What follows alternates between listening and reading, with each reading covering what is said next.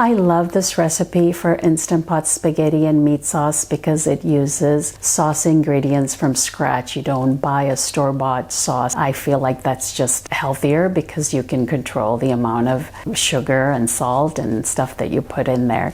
This recipe is super easy. There's nothing like making pasta in the Instant Pot. It just comes together so quickly and it's perfect for busy weeknights. So let's get started.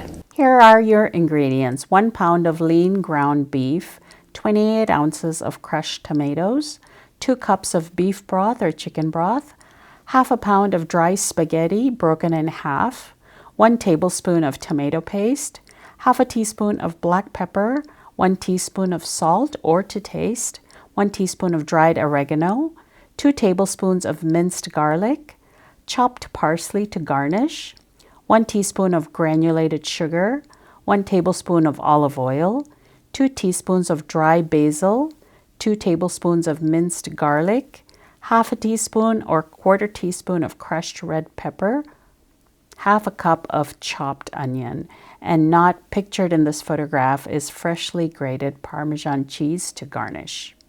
Heat up the Instant Pot and add the oil. Once the oil is hot, saute the ground beef. If you find that there's too much fat, you can skim some of the fat off. Add the onions and the garlic and saute until the onions are translucent. It shouldn't take more than a couple of minutes. Add in the salt, basil, oregano, and sugar. That's optional. If you wish to, you can add shredded carrots to add some sweetness, which is a nice offset to the sourness of the tomatoes. Add pepper and crushed red pepper and saute briefly. Deglaze with a little bit of broth to make sure there's nothing stuck to the bottom of the Instant Pot, and this helps us prevent the burn message. Add in the remaining broth and the crushed tomatoes. Don't stir the tomatoes. And now we're going to add in the spaghetti, and we're going to do it in batches in a crisscross fashion. This prevents the spaghetti from clumping together and sticking. Add the first layer horizontally, and then the next layer is going to be perpendicular.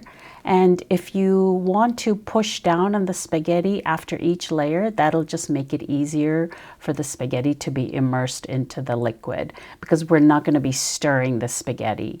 And once you've done this, push down one more time on the spaghetti so it's completely immersed within the liquid. Close the lid and pressure cook at high pressure for 6 minutes, and do a 2 to 5 minute natural release of pressure. And what that means is once the pressure cooking is done, you'll wait for 2 to 5 minutes and then release the remaining pressure.